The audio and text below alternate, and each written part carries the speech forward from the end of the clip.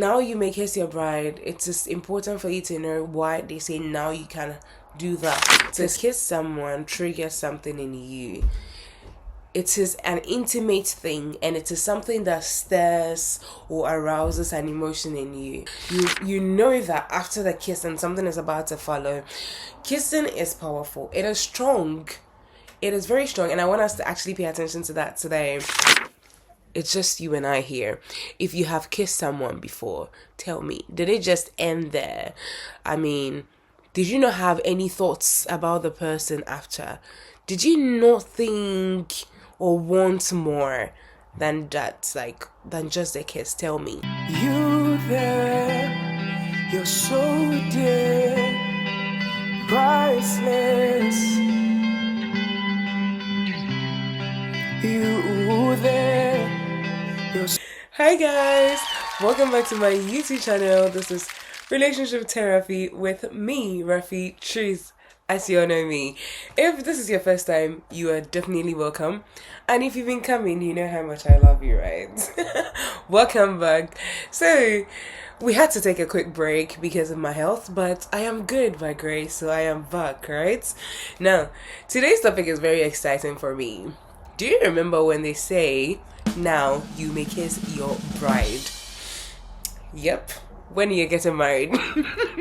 And we have seen several, videos of people like almost like removing the lips of their partners because they've waited so long. Some people, they didn't wait, but it's like they just, I don't know. Anyways, let's move on. So, that statement is for a reason. I don't want that thing that we have, the world has tagged Christians as having a lot of laws, rules, and stuff. Like, we can't enjoy life. This is what we call enjoying life. I am telling you. Look at the kind of joy you receive when you finally are being given your wife on that day, or you're being told that this is your husband and you're being told this is your wife. Like, look at how beautiful it is. The beauty in waiting. Okay, anyways, let's move on. I am talking too much. So today, I am here to discuss with you, the topic of Christians not kissing before marriage. Yes, we know of don't have coitus, don't have sex before marriage, and I have preached this so many times on this channel. Today, this is the topic of kiss. Now, what do we all think? Do you guys agree that we should not kiss our partners before marriage? Is that a thing? Well, if you did not know it was a thing, for us as Christians, it's a thing, right? But this is something that I believe that most people do not practice at all. I, for one, I have fallen short. And I have actually gone back several times and discussed this with God several times, talked about it. Now, I am here to discuss this with you because I believe these are some of the things that we need to know if we want our relationships to go on well, right? So, let's discuss this topic. Just let me know what you think in the comment section, but today I'm here to tell you something. So let's first look at what kissing is in the first place, right? Kissing is the act of pressing one's lips against another person or object as a gesture of affection, greeting, or respect. It can take many forms. So now we're going to look at the forms. But you know that we are talking majorly about the affectionate one, right? Okay, let's move on. So we have the romantic kissing, which in this case often involves kissing on the lips and is typically associated with romantic love. And we all agree that that's what we're talking about here. We have other ones such as friendly kissing, cultural kissing. There are cultural kissing, like I'm in France and we have the la bise. So you meet someone, you do yep, that is there. Then we have parental kissing. So we have all those things. But today we're talking about romantic kissing between two partners. So what do you think? Kissing can convey emotions such as love, passion, care, or friendship, and it is often seen to play a significant role in the human, social, and romantic interactions. And as I said already, different cultures have various customs and meanings associated with kissing. So today we are looking specifically at kissing on the lips as couples before marriage. Now, the science of kissing, which is known as philematology, according to them, explores the biological, psychological, and social aspects of kissing. Okay, so when we look at the biological aspects, it says that hormones.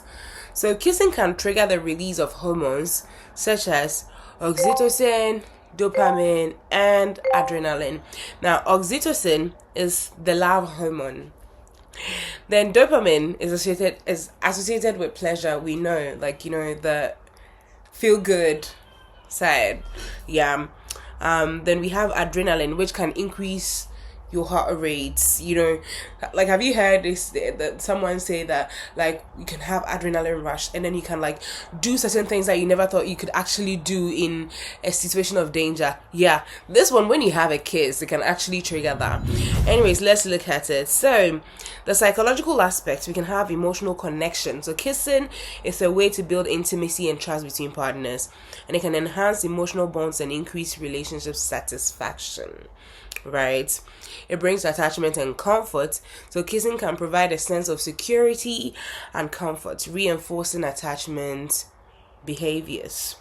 Then when you look at the social and cultural aspects, the meaning and practice of kissing vary widely across cultures. And in some cultures, kissing on the cheek is a common greeting, while in others, it may be reserved for only romantic partners.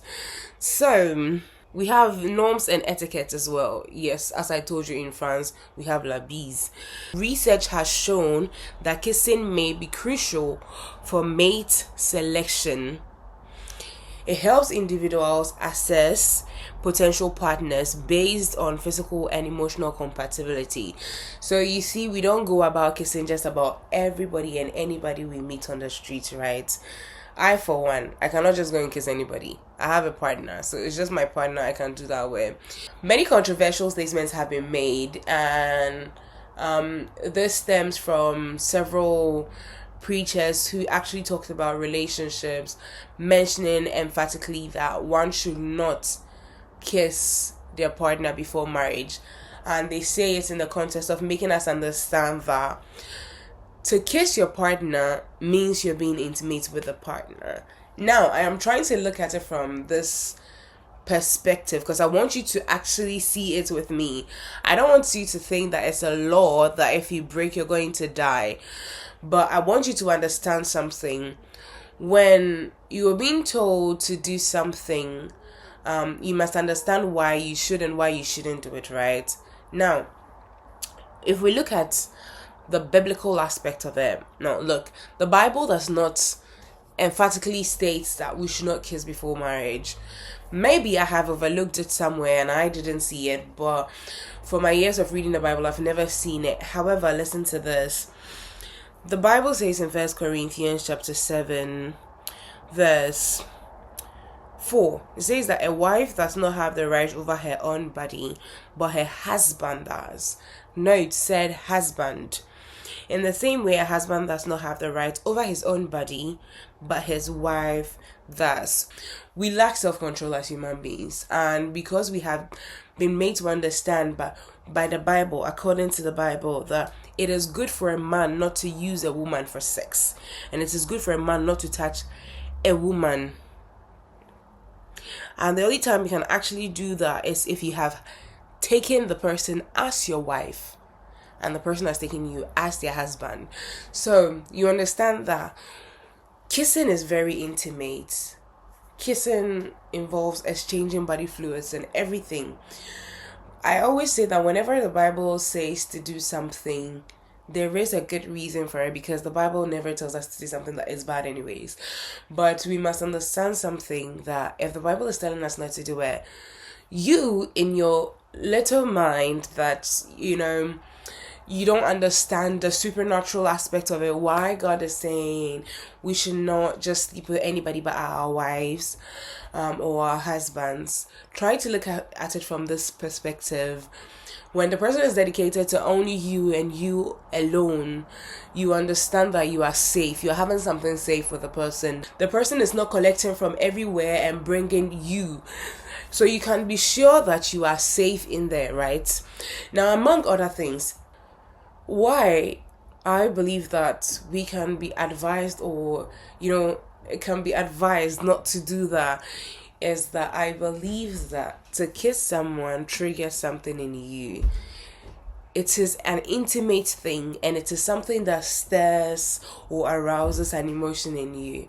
So if you notice in movies, as soon as they start kissing, you know that something is about to happen, especially when they are in a space alone. They are not in public, especially when they're in a room alone. You know that after the kiss and something is about to follow. Kissing is powerful. It is strong. It is very strong, and I want us to actually pay attention to that today. Now you may kiss your bride. It is important for you to know why they say now you can do that, because now her body is yours. Now his body is yours. But before that, the person's body is not yours. And understanding that, flee from temptation and you shall be good.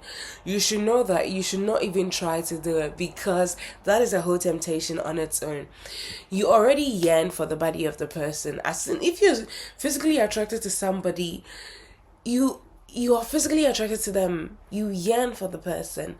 Now, you think you can play around the surface, body no be firewood. That you think that, okay, at least if I can have sex with the person, we can cuddle, we can kiss, we can do all this. But honey, it starts the fire. That is the problem. Today you think, okay, it's fine. Let me just it's just a kiss, an innocent kiss. Nothing will happen. And then you do it, and voila, what will you do? What will you do? And so, because we can't control ourselves, as the Bible said, we are being advised against it. And these things actually create a bond with you guys. Now, if you end up not getting married, you have savored something with somebody, and then at the end of the day, you guys part ways. It's always difficult to let go of something you have once tasted. I have said this on this channel before, and I am saying it again. So please and please again, we as Christians, we're not being difficult. We're not being, we're not under a tyrant of a God. No, he is so loving, and he has foreseen these things. That is why he tells us to do certain things certain ways. It's not just because he wants us to do it, but it's for our own good. And so if you are being told this as a Christian, go back to your pastor and ask him, why do you think, or why are you saying this? Why? Ask your brethren, why are we being told that now you may kiss your bride? Why? Go and find the meaning. Please. This is supposed to be a very quick one, so I'm going to end here. One may ask, so if I have already kissed my partner, what should I do? I mean, I think for starters, don't go and do it again. Don't go back doing it and saying that you have already done it, so it's fine. Don't go justifying it. One day for the thief. No. One day, every day for the thief, one day for the master. The fact that maybe you've been doing it all this while and it's fine does not mean you should keep doing it. One of these days, it may end somewhere, especially when you guys are alone. One major advice I'll also give you is that look at the culture you are in, and look at their meaning to a kiss. Look at why they kiss. If you go and do la bise in Ghana with somebody, honey, you're gonna be in trouble. You better be in a relationship with somebody before you can go and do that in Ghana with somebody. But here in France, you can freely do it, because it's their culture. People that I don't even know, that I have never met, I meet them for the first time, and we're going please. So know the culture, know how people, what meaning they read into it, why. how. What does this kiss mean to this particular group of people? What does it mean to kiss someone on the lip? It's very nice. You can give the person a peck on the cheek. You can give the person a peck on the forehead. You can take even the hand of the person and give them a peck on their hand, the back of their hand. But try to avoid here, because it stirs up something. It does stir up something. Don't go and taste it and want more, because if you taste it, you're gonna want more. So I'm gonna end here today. I remain your favorite YouTuber as usual, and I know I have promised you a lot, and soon and very soon you guys are going to have it all on your plate. You're going to be too full, you'll not even be able to dish it out. I'm telling you, in a good way. Dish it out in a good way. Anyways, so thank you so much for joining me today. I remain your favorite YouTuber of all time. Don't forget to like, comment, share, and subscribe. Of course. And leave that comment in the comment section. I want to know what you think, actually. Why do you think they say that? Why do you think it is now you may kiss your bride? Please, if you find out an answer from your pastor too, please do let me know. And let me know what I left out, or if you disagree, let me know. Anyways, I love you. And as we say here, bisous. Au revoir. Bye. I was once on the other side. Know the void you feel inside. That's why I beckon you. Come the void you feel, I know it's real. Voices that promise.